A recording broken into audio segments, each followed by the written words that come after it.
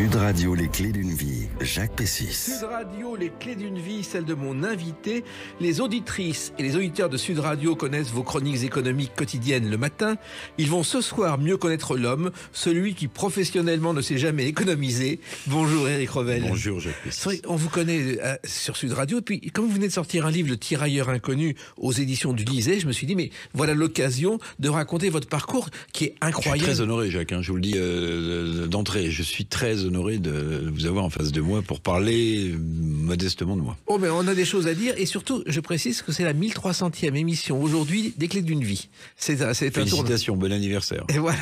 Alors, la première date que j'ai trouvée en vous concernant, c'est le 15 juin 1991. Écoutez. Le journal de la 5, vous êtes interviewé par Valérie Barouin, qui est à l'époque la femme de François Barouin, sur votre premier livre qui raconte les voyages présidentiels. Oui. C'est votre première télé. Oui, Les secrets des voyages présidentiels de Gaulle et Mitterrand, que je publie aux éditions Lattès. J'ai eu la chance pendant 5 ans de faire les voyages de Mitterrand à l'étranger. J'avais 27-28 ans et j'apprenais la géopolitique sur place. Et je suis effectivement dans le journal de 13h de Valérie Barouin. Et je ne sais pas si vous avez peut-être pas vu ce livre, mais il y a un truc absolument exceptionnel, c'est que toutes les photos du livre m'ont été données par Claude Gubler, qui était le médecin de François Mitterrand, à titre gracieux. Alors c'est des photos qui techniquement sont pas bonnes, mais en fait il avait l'habitude de prendre l'ancien chef de l'État dans des endroits un peu dans sa vie privée, et il m'a donné toutes ces photos avec lesquelles j'ai illustré les secrets des voyages présidentiels. Oui, et c'est à l'époque la première fois qu'on parle de Claude Gubler, qui fera ensuite son fameux livre Le Grand Secret, alors c'était assez drôle parce que personne ne pouvait se le procurer, et il n'y avait qu'un truc à faire, aller chez un imprimeur. Il y en avait des milliers, on se servait. Et c'est ce que quelques journalistes ont fait. C'est ce que vous avez fait, oui. Et c'est comme ça qu'on a eu les scoops. Alors, il se trouve que dans ce voyage, effectivement, avoir Gubler comme témoin des voyages de Mitterrand, c'est assez étonnant. Comment vous êtes arrivé à ça ? Écoutez, moi, mon premier CDI, mon premier emploi, c'était à la Côte des Fossés, qui était un vieux quotidien boursier de l'époque. J'habitais à l'époque Madagascar, où je terminais ma thèse au ministère des Finances. Et en fait, les seuls qui m'avaient dit on vous donne un contrat, on vous signe un contrat, c'était la Côte des Fossés. Bon, alors je suis arrivé à la Côte des Fossés, et par le plus grand des hasards, en fait, j'ai commencé à suivre les briefings à l'Élysée, faits à l'époque par Hubert Védrine. Et puis, de but en blanc, en fait, j'en suis venu à suivre les voyages présidentiels. Donc, j'ai connu l'entourage de François Mitterrand. Et puis, Claude Gubler qui accompagnait. Quand un journaliste avait un petit malaise, c'est Claude Gubler qui donnait un médicament pour qu'on ait moins mal à l'autre bout du monde, vous voyez.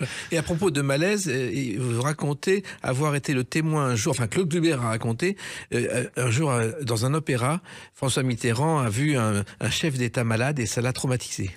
Oui, alors vous faites peut-être allusion à ce que je raconte dans les secrets des voyages présidentiels. Ouais. Et en fait, je vais raconter toute l'histoire. C'est que Mitterrand voit ces vieux dirigeants soviétiques à l'époque, et il dit à Gubler, ne me laissez jamais terminer comme ça. Et donc il y a tout un dialogue que je retranscris, mais sans avoir compris ce qui se passait. En fait, je vous le dis, modestement. Et, en fait, on comprend que Mitterrand parle indirectement de sa mort et sans doute de la maladie qu'il a depuis 1980, puisqu'on sait qu'il se faisait soigner au Val-de-Grâce depuis 81 et qu'il avait ce cancer de la prostate. Et en fait, c'est Michel Gonod, qui était à Match à l'époque, et qui, lui, me fait un papier dans Paris Match pas mal, où il met en exergue ce passage, et c'est Michel Gonod qui écrira avec Claude Gubler Le Grand Secret dont vous parliez tout à l'heure. Voilà. Et effectivement, Mitterrand ne voulait pas finir comme un vieux légume. C'est ça, c'est la formule. Alors, il se trouve aussi que vous parlez de Ronald Reagan dans ce livre, qui était un spécialiste d'histoire drôle, ce qu'on ne sait pas vraiment aujourd'hui. Oui, absolument. C'était un spécialiste des histoires drôles. Quand vous accompagnez le président de la République dans des voyages, souvent vous allez dans les endroits où vous n'iriez absolument jamais. Vous parlez de Ronald Reagan. J'ai un souvenir de la présidence de George Bush, où à l'époque Mitterrand va en voyage, et en fait on se retrouve dans la résidence privée des Bush à Kennebunkport, dans le Maine, si ma mémoire est bonne. Et en fait, les journalistes, Ralph Pinto, Paul Guilbert, Dominique Bronverger, tout le monde rentre dans cette résidence secondaire. Évidemment, aujourd'hui, si je me pointais pour rentrer dans la résidence des Bush, je pense qu'on me dirait, cher monsieur, circulez, il n'y a rien à voir. Alors, il se trouve aussi qu'en parlant d'humour, il y avait un président qui, pour vous, est celui qui a été le meilleur ambassadeur de notre pays, le général de Gaulle, qui avait beaucoup d'humour. Un jour, à la douane, il arrive devant les douaniers au cours d'un voyage, il fait « Messieurs, exceptionnellement, je n'ai rien à déclarer. » Oui. Et c'est vrai que lui, c'était un symbole de la France.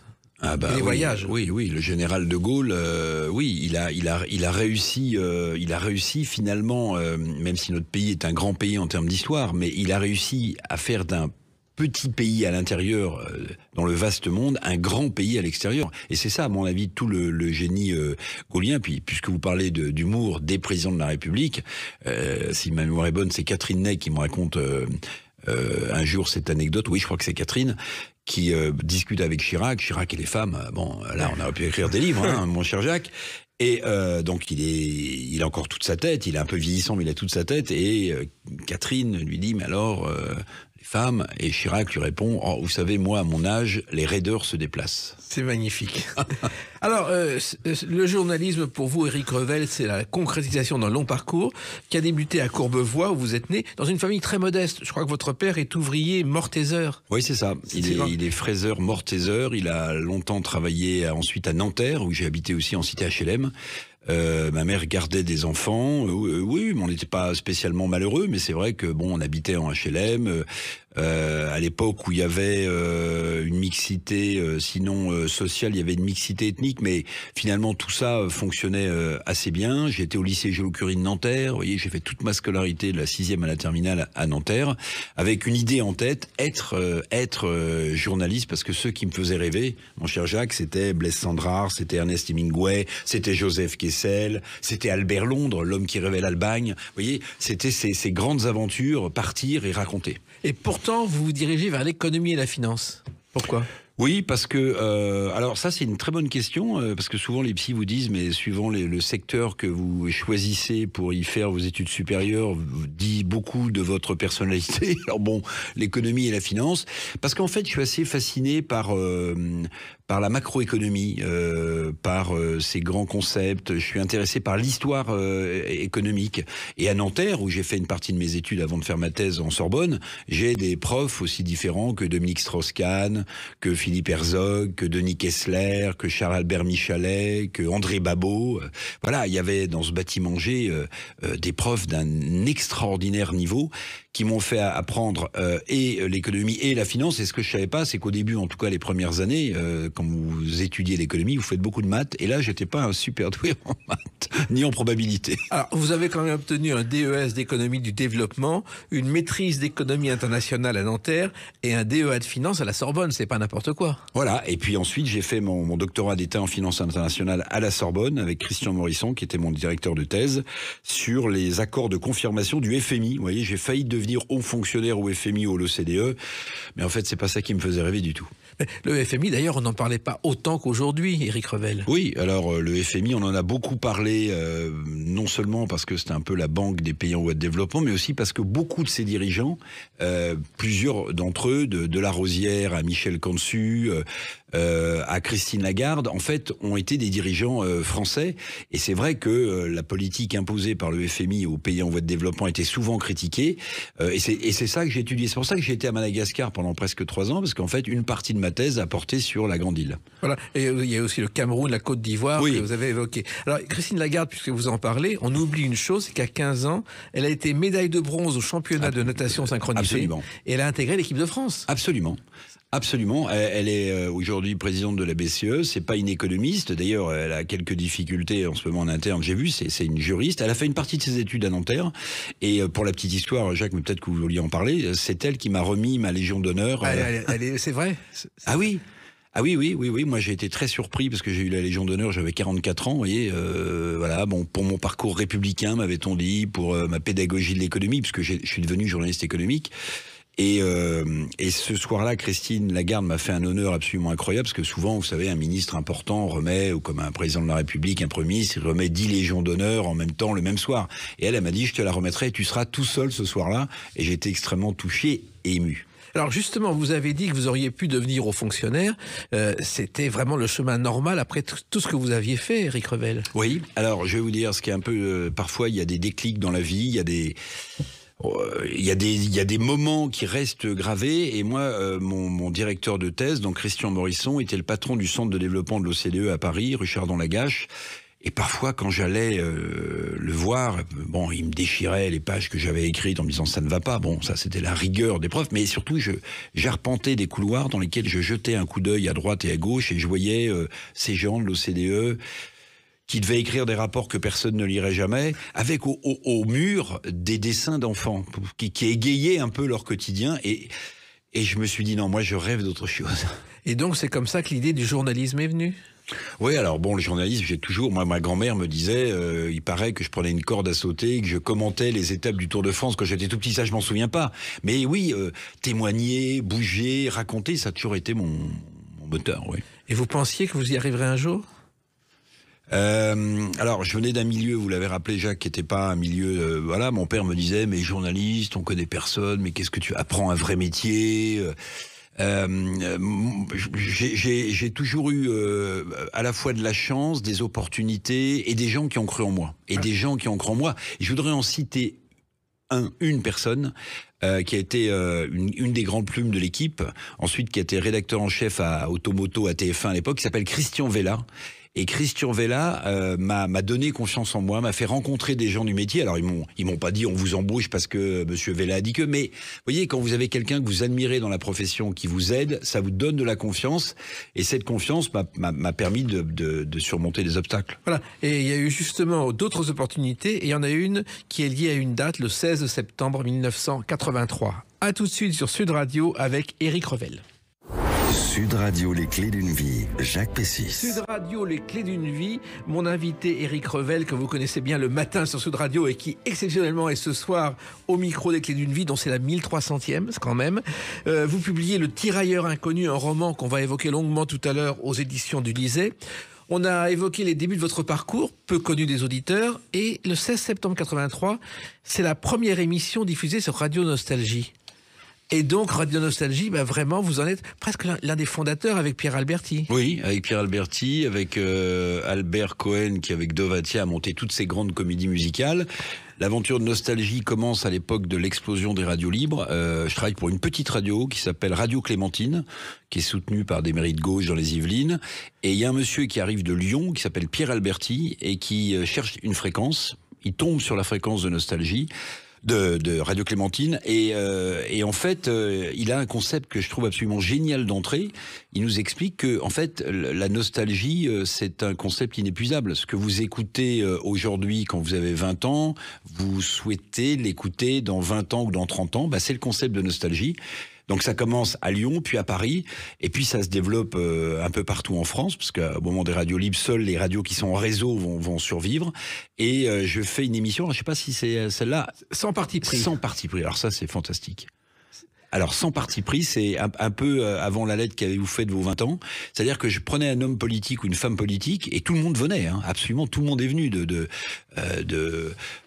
à l'époque, c'est Philippe Herzog, Jean-Marie Le Pen, Arlette Laguillet, Dominique Strauss-Kahn. Tout le monde vient absolument, et on parle de tout sauf de politique. On parle de tout sauf de politique. On parle des hommes, de ce qu'ils ont aimé, des sports qu'ils ont pratiqués, des femmes, de leurs rencontres, de leurs amours, de leurs adolescences. Et Juppé est venu et m'a fait une émission absolument incroyable. Chirac, je me souviens, m'a fait un truc dingue. Je prépare l'émission avec lui, et c'était le centenaire du soutien-gorge. Vous voyez, ça nous ramène à Chirac et les femmes. Et alors, Claude était là, Claude Chirac, et elle dit, monsieur, parce que je crois qu'elle l'appelle pas papa en public, là justement, vous avez reçu un livre qui traite du sujet. Voilà. Alors Chirac me fait une boutade à la fin. Il me dit, je viens à votre émission à une condition, que puisque je reviendrai des Antilles, qu'on boive avant de commencer l'émission un petit punch. Je lui dis, monsieur, alors il était Premier ministre. Je lui dis, monsieur le Premier ministre, très bien, mais sauf que on enregistre le matin. Oui, tant pis, on boira un bon. Et donc on fait l'émission, et donc je le lance sur le centenaire du soutien-gorge à un moment donné. Et il me dit, magnifique, on reconnaît bien la plume de vos confrères qui ont écrit ce formidable livre sur le centenaire du soutien-gorge. Et à ce moment-là, Claude Chirac tape à la fenêtre du studio. À l'époque, il y avait des fenêtres dans le studio. Elle entre et non. Les gens que tu cites, c'est pas ceux qui l'ont écrit, c'est ceux qui t'ont envoyé le livre. C'est magnifique. Alors, il faut savoir que recevoir des hommes politiques, alors que c'est le début des radios libres, que Nostalgie n'est pas encore très connue, c'est une performance, Éric Revel. Ce n'est pas évident. Oui, mais moi, Jacques, évidemment, j'ai pas votre parcours en radio et en télévision, mais ce que je veux dire, c'est que moi, j'ai toujours été fasciné par les hommes et les femmes politiques, dans le sens où, quand vous êtes un homme ou une femme publique, vous êtes un homme et une femme tout court. Et ce qui m'intéressait, c'était de voir ce qu'étaient ces hommes et ces femmes tout court. Et parfois, ça donnait des choses absolument incroyables. Je me souviens de Jean-Marie Le Pen m'expliquant comment il avait découvert le corps de son père, marin-pêcheur à la Trinité, dont le bateau avait sauté sur une mine allemande, les yeux, le corps mangé par des crabes. Ou Philippe Herzog que j'avais pas revu depuis longtemps, qui avait été mon prof à Nanterre, qui avait été le grand intellectuel du Parti communiste français. Et je le vois arriver, il avait les cheveux tout blanc, toujours mi-long, mais tout blanc. Et je refais rapidement le portrait que je faisais au début d'émission, Jacques, et je lui dis, mais Philippe Herzog, on a l'impression que toute la poussière du mur de Berlin vous est tombée sur la tête. C'est une phrase magnifique, mais surtout, faire de la radio, encore une fois, c'était pas votre métier au départ. Non. Vous ne pensiez pas faire de la radio. Non, mais je me suis trouvé donc emmené par Pierre Alberti, Frédéric Coste, Albert Cohen dans la création de Nostalgie à Paris, puis en réseau.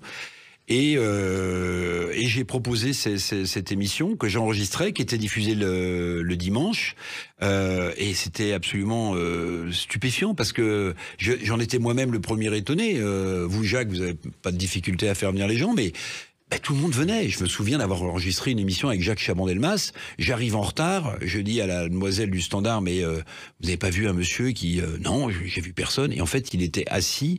Il attendait et personne ne l'avait reconnu. Extraordinaire. Alors, il faut savoir que la nostalgie, à l'époque, n'était pas un concept comme aujourd'hui, ça débutait. Et la nostalgie, en fait, c'est un sentiment d'exploration, d'un sentiment complexe et familier qui a été inventé à la fin du XVIIIe siècle par un historien anglais, Thomas Dodman. Et merci, Jacques. Il n'est pas resté dans l'histoire. Alors, il y a eu la radio et puis la presse écrite, parce que vous avez aussi débuté dans la presse écrite, d'abord comme pigiste au Parisien. Oui, alors au Parisien...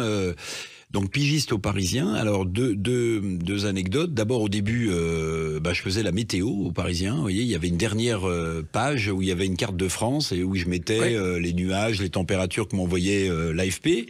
Et puis surtout, le Parisien était en noir et orange, vous vous souvenez, à l'époque. Oui. Et donc, il y avait des tests quadricouleurs qui ont été faits dans plusieurs villes en banlieue parisienne, Fontenay, Vincennes et Montreuil, Sous-Bois. Et ils cherchaient des pigistes. Alors à la fois on faisait les photos, le texte, vous voyez. Et c'est par exemple comme ça que j'ai rencontré Bernard de la Villardière, qui à l'époque était pigiste avec moi. Et on faisait absolument tout, vous voyez. Donc j'avais fait un jour un reportage sur un camp d'écriers de Rome qu'on accusait de voler des choses, etc. Et puis j'avais été voir ces gens. Il m'a dit non, mais nous on vérifie tous les gens qui rentrent dans notre campement pour être sûr que comme ça il n'y a pas de problème. Et j'avais titré, Jacques, un gitan. Voilà, c'est ça, un gitan à bout-filtre. Oui. Mais, un gitan bout-filtre. Bon, mais à l'époque, ça passait. Et à l'époque, il y avait l'imprimerie qui était juste en dessous du journal. Bien sûr. Il y avait l'odeur de l'encre. Et moi, je me souviens avoir fait un jour un papier sur Charles Trenet quand il est candidat à l'Académie.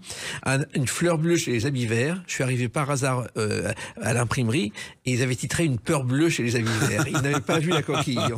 On a rattrapé ça à la dernière seconde. Alors, ensuite, vous avez des univers très différents puisque vous travaillez à Jeune Afrique. Oui. C'est un journal quand même où il y a quand même eu des débutants qui s'appelaient Amine Malouf, Léa Slimani et Jean Daniel. Absolument, absolument. Je travaille à Jeune Afrique. Ça c'est mon tropisme pays en développement. C'est la grande époque où les intellectuels qui ont pignon sur rue s'appellent Samir Amin, l'échange inégal, Paul Béroc, le tiers-monde dans l'impasse. Donc en fait, comme je fais ma thèse en finance internationale sur ces pays-là, j'ai un avantage comparatif à pouvoir écrire quelques papiers. Bon, le patron de l'époque de Jeune Afrique n'était pas simple. Donc ensuite, il y a eu Jeune Afrique Économie, magazine pour lequel j'ai travaillé un peu plus, mais j'étais toujours pigiste là. J'étais toujours pigiste. C'était avant de partir à Madagascar. Oui, mais Éric Revel, vous avez eu une chance parce qu'aujourd'hui, pour rentrer dans un journal, il faut avoir fait 4 ans d'études, avoir des diplômes. C'était pas votre cas. C'est un privilège.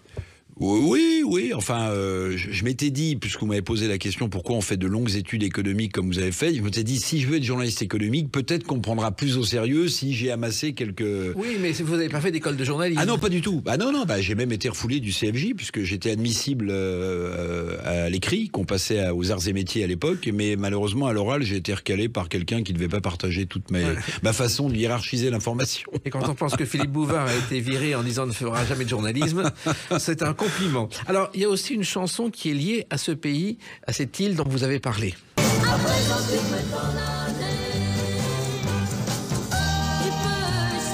Surf à présent, tu peux t'en aller. À Madagascar. À Madagascar, qui ont été les représentants de Madagascar lors de l'inauguration de la 2e chaîne de télévision à Paris, tellement ils étaient célèbres. Ah bah ça, je sais pas, mais les surfs étaient très très célèbres. Mon père avait 45 tours des surfs, avant même que j'imagine où se situait Madagascar géographiquement. Et Madagascar, vous avez beaucoup travaillé là-bas et même consacré un livre à Madagascar. Oui, alors oui, j'ai écrit un livre qui s'appelle Madagascar, l'île rouge. Et là, là aussi, vous voyez, Jacques, vous avez souvent connu ça dans votre carrière, mais à l'époque, je fais des piges pour Jeune Afrique, et on me demande de faire une pige sur un endroit qui s'appelle les pêcheries de Nosy-Be, qui est les pêcheries de crevettes, qui appartient à un très riche homme d'affaires de l'océan Indien, qui s'appelle Salim Ismaël. Je rencontre ce monsieur, et comme je revenais de Madagascar, je lui dis pique-pendre de Ratsirach. Didier Ratsirach était le président de la République de Madagascar, parce que son pays s'était effondré, parce qu'il avait épousé les idéologies nord-coréenne et soviétique. Et quelques temps après, on me donne rendez-vous un boulevard Suchet à Paris en me disant l'ambassadeur veut vous voir. Bon, alors je vais voir. Et puis on me dit voilà, il paraît que vous voulez écrire un livre sur Madagascar. Oui. Eh ben, le président Ratsirach est ici, dans l'ambassade. Il veut vous voir. Et donc je vois arriver le président de la République de Madagascar, Didier Ratsirach, qui nous a quittés il y a 2-3 ans à cause du Covid. Et il s'assoit, il me dit alors, vous voulez écrire alors. Et là, vous savez, du haut de mes 28-30 ans, je lui dis, écoutez, vous êtes corrompu, vous êtes paranoïaque, il paraît que vous embastillez vos opposants. Et il me tape sur le genou, Jacques, je vous assure, il me dit, je suis d'accord pour faire ce livre avec vous. Quand revenez-vous en Tananarivo, Tananarive, la capitale de Madagascar. Et donc, je suis retourné pendant 15 jours, voilà, faire la biographie sans concession de Didier Ratsirach, président de la République de Madagascar. Comme quoi tout est possible dans le journalisme. Quand on ose, oui, je crois. Oui. Alors, il y a aussi d'autres activités que vous avez vues dans d'autres lieux, et il y en a une qui est liée à une date, le 9 octobre 1998. A tout de suite sur Sud Radio avec Éric Revel. Sud Radio, les clés d'une vie, Jacques Pessis. Celle de mon invité Éric Revel, 1300e émission des Clés d'une vie, et nous célébrons cet anniversaire avec un livre, Le Tirailleur inconnu, édition du Lisez, votre roman qu'on va évoquer dans quelques instants. On a évoqué déjà vos débuts dans le journalisme, vos études, et puis le 9 octobre 1998 est lié à ce générique. Ecomag, le magazine de l'économie à Monaco. Car vous avez aussi travaillé à Monaco. Alors, Jacques, c'est incroyable. Absolument. J'ai fait un magazine mensuel économique sur la principauté de Monaco. Alors là, j'étais dans un autre univers. Avec la regrettée Jacqueline Berthy, qui était patronne du centre de presse de la Principauté. Et là, j'interviewais les chefs d'entreprise monégasques, les sportifs, les membres du gouvernement monégasque dans un... Alors, j'avais oublié le nom de l'émission, hein, Jacques. Vous êtes très fort. Hein. Et alors, l'émission, la première émission, c'est sur le thème du sport et de la télévision. Vous interviewez Daniel Herrero, qu'on connaît bien à Sud Radio. Oui, bien sûr. Vous évoquez la Coupe du Monde 98. Comment êtes-vous arrivé dans cet univers de Monaco? Alors, écoutez, j'ai dû aller un jour, comme on le fait souvent, parfois quand on est journaliste, à un voyage de presse. C'est là où j'ai rencontré Jacqueline Berthy, qui était la patronne, qui était l'ancienne proviseure du lycée de Monaco, qui était devenue la patronne du centre de presse, qui était une femme formidable. Et on a dû discuter d'une émission, puisque moi j'étais journaliste économique, et voilà. Et donc je faisais parfois, Jacques, l'aller-retour dans la journée où je regardais les sujets que j'allais lancer, j'arrivais, je prenais un hélicoptère de Nice, j'allais à Monaco, j'enregistrais tous mes plateaux, ensuite il y avait évidemment de la production, et je repartais le soir, parce qu'à l'époque je travaillais pour LCI. Il se trouve en même temps qu'à Monaco, on pouvait dormir. Alors il y avait un hôtel très célèbre où les journalistes se rendaient, qui était l'hôtel Métropole, oui, et qu'on appelait Nécropole, parce qu'en fait, vers 5h du matin, les vieilles dames qui dormaient au dernier étage mouraient, et les cercueils étaient descendus dans la nuit pour ne pas gêner les clients. Ça, j'ignorais. Je ne me souviens pas avoir dormi à l'hôtel Nécro-Métropole, mais c'est très drôle. Alors, en plus, Monaco, c'était très sympa parce que vous n'aviez pas le stress de l'audimat. Non. Et ça, non, c'était une chaîne qui était diffusée sur le câble monégasque. Hein, c'était vraiment quelque chose de très restreint au niveau de l'audience. Oui, parce qu'il y a eu la radio, il y a eu la presse et la télévision. Ça a débuté pour vous, Éric Revel, en devenant chef du service télévision au quotidien Les Échos. Rien à voir avec le petit écran. Non, non. Alors, sauf qu'à l'époque, Nicolas Bétou, qui est le patron des Échos, monte un petit studio de télé dans lequel on fera le journal de l'économie et l'invité de l'économie. Et quand Nicolas Bétou, qui était le patron des Échos, n'était pas là pour faire l'invité de l'économie, un grand chef d'entreprise, un ministre, etc., c'est moi qui étais la doublure de Nicolas Bétou et donc qui assurait l'émission. Vous avez appris à faire de la télévision, ce n'est pas de la radio. Non, vous avez raison. J'ai appris à faire de la télévision, les axes caméra. Mais en fait, il y a une chose qui trompe pas, je pense. Enfin, je sais pas ce que vous en pensez, Jacques, vous. Mais quand on est sincère devant un micro ou devant une caméra, ça se ressent. Quand on l'est pas, ça se sent aussi. Oui, et de plus en plus, on n'est pas sincère, mais c'est un autre débat. Alors, la TNT n'est pas née encore. C'est-à-dire qu'il n'y a pas autant de chaînes qu'aujourd'hui. Non. Et ça, c'est effectivement, petit à petit, vous allez faire partie de ceux qui vont participer à la naissance des chaînes d'infos et de la TNT. Éric Revel, c'est aussi un privilège. Oui, alors celui qui me fait confiance à l'époque, qui est le patron d'LCI, une fois que j'ai fini mon aventure aux Échos, c'est Jean-Claude Dacier, qui est le patron d'LCI et qui me recrute pour faire une rubrique économique que j'enregistre alors que je travaille à la Tribune en même temps, qui était un grand journal économique, que j'enregistre à 4h du matin, 5h du matin. Bon, c'était j'ai eu quelques années un peu difficiles physiquement, mais c'est comme ça en fait que je mets le pied à LCI. Et vous arrivez à LCI qui vient de naître, parce que c'est né en 94. Étienne Moujotte l'a présenté au journal de 20h. Ensuite, il y a eu iTélé qui est arrivé. Et ça a été l'explosion de ces chaînes d'infos auxquelles personne ne croyait à l'époque. Oui, vous avez raison. Alors moi, j'arrive un peu plus tard comme journaliste, comme rédacteur en chef économie sur LCI. Je me souviens, j'arrive après l'attentat du World Trade Center. Je suis embauché par Jean-Claude Dacier. Et en 2008, à ma grande surprise, enfin je pense que vous allez l'évoquer, je deviens DG d'LCI.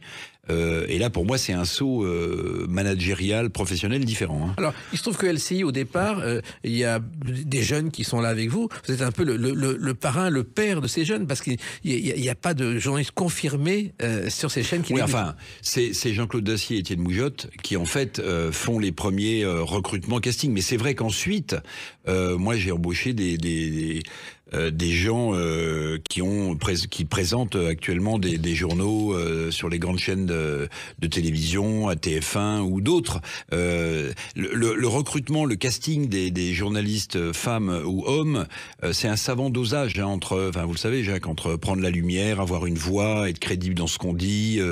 À l'époque, il y a des prompteurs pour ceux qui en utilisent. Voilà. Et puis l'info au quotidien, ça ne s'arrête par définition jamais. Donc voilà. Et puis parfois des présentateurs qui font la matinale ou qui font le midi ne seraient pas bons pour le soir et vice versa. Vous voyez. Donc c'est tout ça qu'il faut sentir quand vous dirigez une chaîne. Oui. Et le problème, c'est que même pour le directeur, faut faire pratiquement les 3-8. Il faut être disponible tout le temps. Ah oui, parce que l'info ne s'arrête jamais, vous avez raison. Et puis en plus, moi, quand je terminais ma semaine à LCI, j'avais remplacé Pierre-Luc Séguillon au grand jury RTL, le Figaro LCI, donc je terminais plutôt le dimanche vers 20h30, 21h pour les premières réunions le lundi matin à 8h, oui. Et comment on tient le rythme, Éric Revel ? Il y a une certaine adrénaline, parce que l'actu, en fait, c'est à deux pans. Comme vous le disiez très justement, Jacques, vous êtes obligé de regarder perpétuellement, le plus longtemps possible la chaîne pour éviter les écueils, les difficultés, les loupés aussi parfois dans l'actu. Bon, ce qui était plus facile pour LCI, même si on était une chaîne payante à ce moment-là, c'est qu'on était pratiquement les seuls sur le marché. Il y avait iTélé, mais BFM n'était pas créé, ou venait à peine d'être créé en 2008. Donc si vous voulez, la concurrence n'était pas encore exacerbée. Et en plus, vous arrivez dans cette chaîne avec des petits moyens, parce que les moyens n'étaient pas ceux des grandes chaînes non plus. Ah non, bien sûr, on arrive avec des petits moyens. Alors on a quand même la chance d'être sur un standard quand même assez élevé, parce que LCI, c'est une chaîne du groupe TF1. Et TF1, c'est la chaîne leader en Europe. Mais c'est vrai, vous avez raison, que c'est pas si simple, qu'on n'a pas forcément les mêmes moyens directs à l'époque que BFM, qui est en train de se focaliser sur le hard news, c'est-à-dire sur l'info en instantané. Et comme je n'avais pas ces moyens et que je n'étais pas une chaîne gratuite, j'avais inventé un concept qui était de dire, en fait, l'info, c'est comme un diamant. Si je vous montre une pierre brute de diamant, ça n'a aucun intérêt. Ce qui compte dans le diamant, c'est la façon dont vous allez le tailler. Donner un angle à une info, analyser cette info, c'est tailler l'info pour en faire un diamant. Alors, il se trouve aussi que les petits moyens que vous aviez, c'était suffisant, mais quand on pense au journal télévisé créé par Pierre Sabag en 1949, il n'avait aucun moyen. Il avait une petite cabine où on diffusait des images en direct venues d'on ne sait où. Personne ne savait d'où elles venaient. Et il disait n'importe quoi dans les commentaires. Claude Darger, Georges Lecaux, et ça passait, personne ne disait rien. C'est autre chose. Et pour développer les films, il y avait une sorte de petite cabine avec, pour tenir les bobines, des boîtes de petits pois vides récupérés à la cantine. Ah oui. La télévision a beaucoup évolué depuis. Alors, vous êtes aussi celui qui a permis aux chefs d'entreprise de venir à la télévision avec les hommes politiques, ce qui était aussi innovant parce que pendant des décennies, les chefs d'entreprise, Éric Revel, se taisaient. Ils étaient dans leur bureau, pas de médias. Oui, alors j'avais commencé par un rendez-vous de 7 minutes sur LCI à l'époque où j'étais journaliste qui s'appelait L'invité de l'économie, où je recevais un très grand chef d'entreprise. Je veux dire, tout le monde venait... Arnaud Lagardère, Lakshmi Mittal, Richard Branson, pour ceux qui ont une culture américaine, Jack Welch qui était le patron de General Electric, vous voyez, enfin c'était... Et ensuite j'ai créé une émission qui s'appelait le Club LCI. Le Club LCI, c'est une émission, alors le concept était très, très simple, c'est qu'en fait les hommes politiques et les chefs d'entreprise se parlent rarement publiquement. Ils se parlent évidemment en coulisses. Mais ils se parlent rarement publiquement. Et j'avais créé ce club LCI qui était en direct de l'auditorium de TF1, qu'on retransmettait une fois par mois en direct sur LCI, où j'ai eu des confrontations absolument extraordinaires. La première confrontation pour lancer le club LCI, parce qu'il me fallait une affiche, j'avais convaincu Christine Lagarde et le regretté Christophe de Margerie de venir. Mais comme j'avais Christine Lagarde qui m'avait dit oui, mais il me fallait un chef d'entreprise de la dimension de cette affiche, de cette première émission, et j'avais envoyé un SMS où j'avais appelé Christophe de Margerie qui m'avait dit non, je peux pas, je suis en Arabie Saoudite. Et en fait, j'avais demandé à Christine Lagarde de le faire appeler. Et donc, il m'avait rappelé en me disant, mais tu te fous de moi? Je t'ai dit que je ne pouvais pas. Bon, alors comme le cabinet de la ministre m'a appelé, je vais venir. Mais voilà, et il m'a pas du tout épargné pendant l'émission. Il m'a fait comprendre que je connaissais rien à l'exploitation du pétrole. Voilà, ce qui n'était pas faux. C'est ce qui s'appelle faire la totale, en quelque sorte. Mais ce qui est étonnant aussi, c'est que les chefs d'entreprise n'étaient pas utiles à la télévision. Ils ont été coachés quelquefois par des spécialistes, des professionnels, pour apprendre à parler devant un micro. C'était pas leur spécialité. Non, vous avez raison. Alors bon, j'imagine qu'ils faisaient un peu de training avant l'émission, l'invité de l'économie ou le club LCI, j'imagine. Mais moi, ce qui m'intéressait, si vous voulez, c'était surtout que les hommes et les femmes politiques et les chefs d'entreprise puissent montrer les différents horizons qui les mène. Un homme politique, son horizon, c'est un horizon plutôt de court terme. Vous voyez, c'est son mandat, c'est son poste de ministre. Un chef d'entreprise, il doit avoir une vision beaucoup plus à long terme. Et ce télescopage perpétuel entre le politique et le chef d'entreprise, moi, m'intéressait beaucoup. Et puis, vous avez fait aussi une chaîne de télévision récemment qui est Azur TV à Cannes. Ça, c'était aussi une télévision locale. Vous avez permis à Philippe Bouvard de faire de la télévision à 91 ans. Vous savez absolument tout, Jacques. Oui, alors je vais vous dire, d'abord, je voudrais rendre hommage à deux personnalités qui, hélas, nous ont quittés, parce que c'est Étienne Moujotte qui me fait rencontrer le patron d'Azur TV, qui est Iskandar Safa, qui vient de nous quitter également, qui était ce grand chef d'entreprise qui avait énormément réussi dans les chantiers navals. C'est Étienne Moujotte qui me fait rencontrer Iskandar Safa, qui à ce moment-là cherche un patron pour Azur TV, qui en gros allait de Monaco à Marseille. Donc on avait 3 fréquences, une à Marseille, dans les locaux de la Provence, le journal, une à Toulon et une à Nice, à Mandelieu même, où on avait nos studios. Et c'est grâce à Étienne Moujotte que je me lance dans cette aventure et je rentre un jour, puisque Étienne m'avait convaincu, avec Francis Morel, d'aller sur place. Et je dis à ma femme, à partir de lundi, j'habite à Nice, j'espère que tu vas venir. Bon voilà, et en fait on a déménagé à Nice pendant 3 ans, puisqu'ensuite Azur TV a été revendu à Altis, au groupe Altis, à BFM, et... pour la petite histoire, puisque vous parliez de Philippe Bouvard, à qui j'adresse un salut confraternel, pour moi, le truc absolument qui montrait qu'on avait réussi notre coup, c'était que Laurent Gérard, sur RTL, une fois par semaine quasiment, se foutait avec bienveillance d'Azur TV, où il imitait 2 de mes chroniqueurs qui étaient à l'époque Philippe Bouvard et Jean-Michel Apathy. Exactement. Et c'était absolument génial. C'était gagné. Alors, une autre de vos passions moins connues, c'est le sport. Et vous avez, je crois, présidé le jury du prix Jacques Godet il y a quelques années, en 2016. Et pour vous, c'était quelque chose d'important aussi. Oui, bien sûr. Alors là, c'est ma période Radio France, puisqu'à l'époque, je dirige France Bleu, qui est le réseau des radios locales de Radio France. Il y a 44 locales France Bleu, et j'ai eu le grand bonheur d'être le président de ce jury Jacques Godet, en souvenir évidemment de Jacques Godet, le créateur du Tour de France, de Miroir du Sport, de l'équipe aussi. Et en fait, il s'agissait de récompenser le meilleur article sur le Tour de France. Voilà, et donc je présidais le jury autour d'un bon déjeuner, mon cher Jacques, évidemment. Et puis il y avait eu aussi, j'ai oublié le nom de ce journaliste. Denis Lalanne, le prix Denis Lalanne. Voilà, le prix Denis Lalanne, aussi pensé pour Denis qui nous a quittés. Denis Lalanne, là aussi, j'ai présidé un jury à Roland-Garros où il s'agissait de récompenser le meilleur article de presse écrite, sur un combat épique sur le Central. Voilà. Eh ben, vous pratiquez aussi d'autres sports intellectuels. On en parle avec une autre date, le 27 janvier 2004. À tout de suite sur Sud Radio avec Éric Revel. Sud Radio, les clés d'une vie, Jacques Pessis. Sud Radio, les clés d'une vie, 1300e émission, Éric Revel, notre invité. Ceux qui vous écoutent le matin maintenant savent tout ce que vous avez fait à côté. Et ça continue avec le 27 janvier 2024 où est sorti ce roman, Le Tirailleur inconnu, aux éditions de Lisée. Alors, c'est un roman qui au départ est inspiré d'une histoire vraie qui se déroule pendant la Première Guerre mondiale, Éric Revel. Oui. Alors, moi, toute ma famille maternelle est originaire de l'île de Ré et du village de Laquarte-sur-Mer. Et à chaque fois que j'allais, même jeune, sur la tombe de mes arrière-grands-parents, j'avais noté qu'il y avait la tombe d'un tirailleur sénégalais qui était mort le 8 juin 1917. Et je me suis très longtemps demandé ce que faisait un tirailleur sénégalais en 1917 à Laquarte-sur-Mer. Et en fait, comme j'avais un peu de temps de libre, j'ai travaillé pendant 2 ans autour de l'histoire de ce personnage. Et je me suis aperçu qu'il était monté avec 400 autres tirailleurs sénégalais sur un bateau qui s'appelait le Sequana, qui était un bateau commercial qui avait été armé pour la Première Guerre mondiale, et qu'en fait ce bateau, avec ces tirailleurs sénégalais qui montaient évidemment pour aller au front, à Verdun ou au Chemin des Dames, en fait avait été coulé au large de l'île-Dieu, à la Pointe des Corbeaux, par un sous-marin allemand. Et 2 corps de tirailleurs sont venus s'échouer sur une plage de Laquarte. Et c'est là que je prends l'histoire absolument stupéfiante de ces 2 tirailleurs sénégalais, parce qu'au même moment, Roger Bonin, qui est le fils unique des instituteurs de Laquarte, Gaston et Noémie Bonin, meurt, lui, comme sous-lieutenant dans son avion. Et en fait, entremêler ces destins entre des tirailleurs qui venaient et qui ne savaient pas ce que c'était que la patrie, qui ne comprenaient pas ce qu'était la France, et ce Roger Bonin qui en plus était un poète en devenir, il publiait dans la même maison d'édition que Guillaume Apollinaire.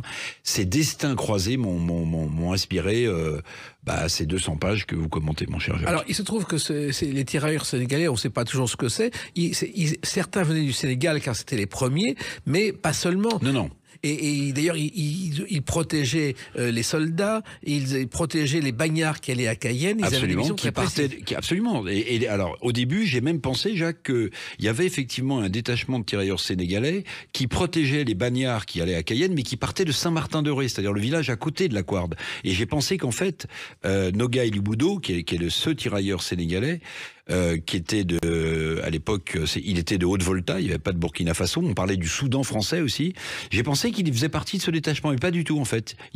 Son corps est venu s'échouer sur une plage de Laquarte, et c'est là où commence son histoire. Voilà. Il se trouve que beaucoup de passagers ont été sauvés ce jour-là sur le bateau, mais les tirailleurs sénégalais ne parlaient pas français, ne comprenaient pas les consignes pour échapper, pour sortir du bateau. Exactement, ils ne parlaient pas français, il y avait évidemment des dialectes différents, ils ne comprenaient même pas ce que leur disaient leurs sous-officiers. La plupart, évidemment, n'avaient jamais vu la mer, ne savaient pas nager. Donc vous imaginez la panique. Et c'est le début de l'ouvrage, en fait, du roman. C'est-à-dire que j'imagine ces 2 tirailleurs dont les corps vont venir s'échouer sur une plage de Laquarte, qui se donnent la main et qui savent que leur sort est réglé. Voilà.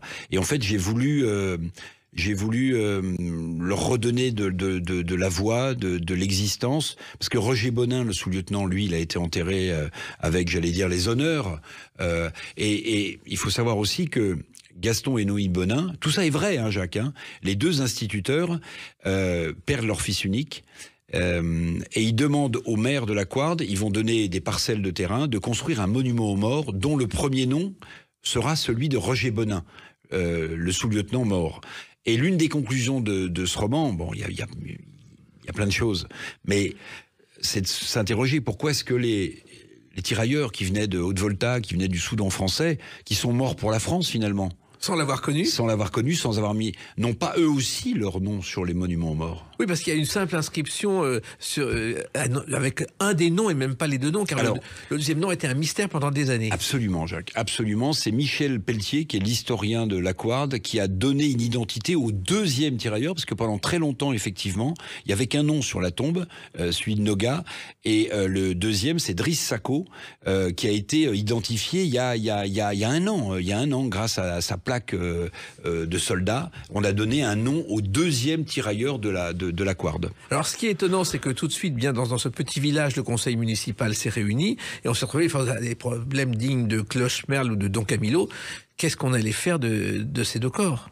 Oui, qu'est-ce qu'on allait faire de ces deux corps? Vous imaginez, c'est pas si simple, même s'ils ont été retrouvés. Donc il y a un journaliste qui s'appelle Pierre Béliche, qui travaille pour le Soldat Rétais, qui est l'ancêtre du Phare de Ré, qui est l'hebdomadaire aujourd'hui l'île de Ré. Oui, et qui était à l'époque un bimensuel pour la durée de la guerre et une revue qui a duré jusqu'en 1918. Exactement, Jacques. Et en fait, Pierre Béliche s'intéresse à la cause. Il couvre pour le Soldat Rétais l'enterrement des deux, de Roger Bonin et des tirailleurs sénégalais. Il écrit des papiers, et puis il se prend d'intérêt. En fait, il correspond avec Albert Londres, qui lui va révéler la cause du bagne, puisque vous en parlez, puisque tout ça part de Saint-Martin, les bagnards partent de Saint-Martin-de-Ré. Et en fait, il veut être accrédité au front, Pierre Béliche, pour continuer à suivre et raconter l'histoire de ces tirailleurs.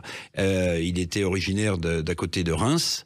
En fait, il meurt après avoir été accrédité. Et son manuscrit, parce que il avait assisté à la commission d'enquête du coulage du Sequana, et son manuscrit revient dans les mains du receveur des postes du Sequana. Ce monsieur prend sa retraite à Saint-Clément-des-Baleines, qui est le petit village pratiquement au bout de l'île de Ré. Et un jour, je vais chez une antiquaire qui me mettait des journaux de côté, vous savez, des Sud-Ouest de 1944, des trucs, et il me dit, j'ai un truc pour vous, et je tombe sur le manuscrit de Pierre Béliche qui s'appelle Le Tirailleur Inconnu. C'est incroyable, parce qu'en plus, c'est pour ça que vous avez fait ce livre, car tout est vrai et tout est faux en même temps. Alors, c'est pour ça que j'ai mis en exergue la fameuse aphorisme de Maurice Vian, l'histoire est vraie puisque je l'ai inventée. Je vais pas vous donner la clé de tout, mais 90% de ce que j'écris dans ce livre est vrai.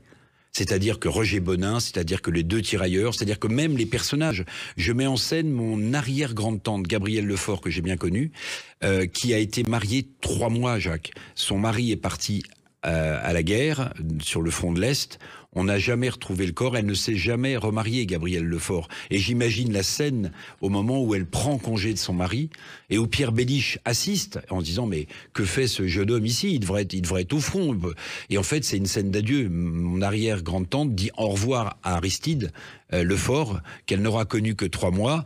Et vous savez, ça faisait partie de ces gens qui, sur la petite cheminée, le haut de la petite cheminée, avaient des douilles de 14-18, vous racontaient par le menu ce qui s'était passé.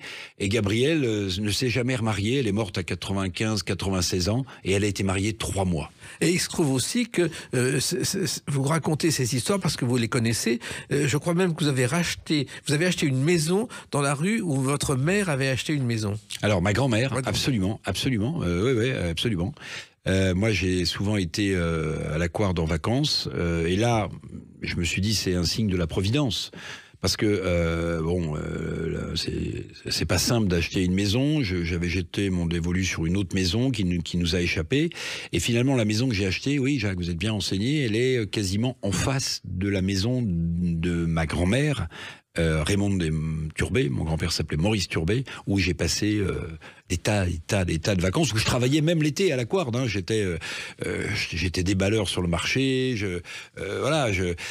Et je me suis dit, mais c'est absolument incroyable que de racheter la maison en face, à un numéro près. Rue des Écoles, je crois. Rue des Écoles. Ah, c'est fou. Hein. Alors, il se trouve que ce roman, Le Tirailleur Inconnu, donc vous partez de cette histoire vraie pour vraiment une histoire qui va jusqu'au bout. Et Le Tirailleur Inconnu, ça fait penser au Soldat Inconnu. Bien sûr. Et d'ailleurs, Soldat Inconnu, je ne sais pas si vous le savez, il a été choisi par un jeune soldat devant André Maginot par 7 absolument. Parmi 7 corps. Absolument. Et d'ailleurs, qui vous dit que c'est pas un tirailleur? Exactement. Ah oui. Et disait un humoriste, la veuve n'a pas touché de pension. Alors, ça veut dire aussi que vous racontez aussi le quotidien dans ces petits villages pendant la guerre. Oui, c'est ça aussi, absolument. C'est ça que j'ai voulu refaire vivre. Les sèches qu'on pêche et qu'on mange au printemps, le chocolat noir, on joue à la belote et aux petits chevaux. C'est vrai, vous avez connu ce genre de choses? Bien sûr, je jouais à la belote avec mes grands-parents. Mon grand-père trichouillait un peu. Oui, bien sûr, la belote, c'était, vous savez, sur une île avant qu'il y ait le pont à l'île de Ré, il y avait le bac. L'hiver, c'est une île où quand il pleut, où il fait froid, les hivers sont longs. Hein. Donc, il y a dans la salle des fêtes, les gens vont jouer à la belote, font des concours, jouent aux petits chevaux. C'est de l'époque aussi où on achète, j'en parle, ces pains très plats à l'anis que j'allais chercher pour ma grand-mère dans une boulangerie à Ars, qu'on fait réchauffer dans la gazinière au gazole. C'est l'époque où vous n'avez pas de chauffage dans les chambres. Alors vous avez une brique qu'on met dans une chaussette parce qu'elle est chaude le soir, et puis on la met sous les draps pour que les draps soient un peu moins humides. C'est toute cette époque-là, et puis l'époque d'avant, où il y avait une vraie solidarité entre les gens, où les gens vivaient de peu de choses sur l'île de Ré. Hein. Ils avaient un petit carré où ils cultivaient des oignons, des asperges, et puis ils allaient dans les écluses à poissons, et ils ramassaient, lorsque la tempête le laissait sur la côte, des boules de filet, des cordages qui seraient utiles un jour. Vous voyez, c'était cette époque-là. Et en même temps, votre livre est une leçon de journalisme, puisque vous expliquez dedans qu'une information doit être vérifiée avant d'être publiée. Ouais. Et ça, c'est quelque chose, c'est la base qui n'est pas toujours respectée. Oui, c'est Pierre Bélich à qui je fais dire ça, oui, absolument. Puis vous avez noté une chose, c'est qu'il y a un point commun incroyable, mais je m'en suis aperçu à la fin, c'est que le manuscrit de Pierre Bélich, le tirailleur inconnu, il est inachevé, puisque c'est moi qui l'achève. Ouais. Et Pierre Bélich écrivait en écoutant le Requiem de Mozart, qui est également une œuvre musicale inachevée. Et ça, j'ai trouvé que c'était assez troublant. Et d'ailleurs, lorsqu'il écrit, il s'interroge sur notre vie, sur le devenir. Et il y a une autre chanson aussi, qui n'est pas de Mozart, mais d'un poète très connu, qui évoque ce sujet. Longtemps, après que les poètes ont disparu. Une chanson écrite dans un chambre d'hôtel à New York. Trenet était au milieu de sa vie en disant qu'est-ce que je vais devenir. Et effectivement, ça correspond un peu à votre sujet, que deviennent effectivement ce qui nous reste, ce qui s'est passé après notre disparition. Et c'est le cas du texte que vous remettez en forme.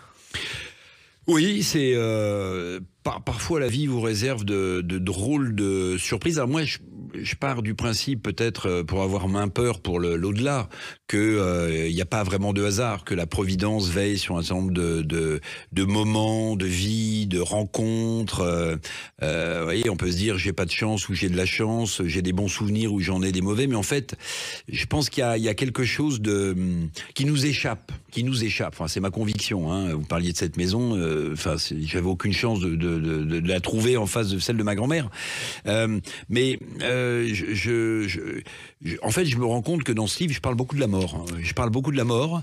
J'imagine des dialogues posthumes, vous avez vu, entre les tombes. J'imagine quand on parle de souvenirs ou de mémoire, c'est que déjà, on est un peu moins dans l'avenir et dans le présent et un peu plus encore dans le passé, non ? Oui, sauf que c'est une leçon de vie en même temps, ce livre. Oui, c'est une leçon de vie. C'est ma façon à moi d'honorer ces deux tirailleurs, de parler de Roger Bonin, de parler de l'Aquarde. Parce que vous savez, les gens, quand ils vont dans l'île de Ré aujourd'hui, ils ont l'impression que c'est une espèce de Saint-Tropez de l'Atlantique, etc. Mais ça n'a pas été ça il y a 20 ans, 30 ans. Hein. Les gens vivaient chichement. Hein. Les maisons valaient pas grand-chose. Ils pouvaient même pas les réparer parce qu'ils n'avaient pas les moyens pour réparer leur propre maison. Donc c'est toute cette période-là que j'ai essayé de faire revivre et puis de rendre hommage aussi à mes grands-parents, à mes arrière-grands-parents. Et vous êtes tellement attaché à l'Aquarde sur mer que vous êtes aujourd'hui président de l'association pour la protection des sites. Oui, absolument. C'est l'APSC. D'ailleurs, on va bientôt classer le monument aux morts dont je parle dans le livre, hein, qui est le monument aux morts de l'Aquarde, qui est une formidable aventure, parce que vous avez un aigle de 400 kilos de bronze qui est au pied de ce monument aux morts. Il faut voir, c'est hallucinant. Il faut savoir, pour la petite histoire, c'est un grand prix de sculpture, un grand prix de Rome de sculpture, octobre et mai, qui était un des premiers estivants à venir à l'Aquarde, qui décide de donner gratuitement, pour que ce monument aux morts existe à l'époque de Roger Bonin, tous ses plans et sa conception, de le donner au maire de l'Aquarde pour qu'on puisse construire ce monument aux morts. On sent votre passion. Je sais aussi que vous protégez l'environnement et qu'un mégot sur la plage vous met de très mauvaise humeur. Oui, bah oui, parce que vous savez combien de temps ça met un mégot sur une plage pour se... Mais où c'est que vous avez trouvé ça? Ah bah je me suis renseigné. En tout cas, tout ce que je souhaite, c'est que ce livre justement fasse un tabac. Et vous le méritez parce que c'est à la fois passionnant et passionné. Et je suis sûr que vous allez continuer à écrire d'autres romans entre deux chroniques, Éric Revel. Merci beaucoup, Jacques. Merci. J'étais très honoré d'être en face de vous, mon cher Jacques. Je vous le dis. Ça me touche beaucoup.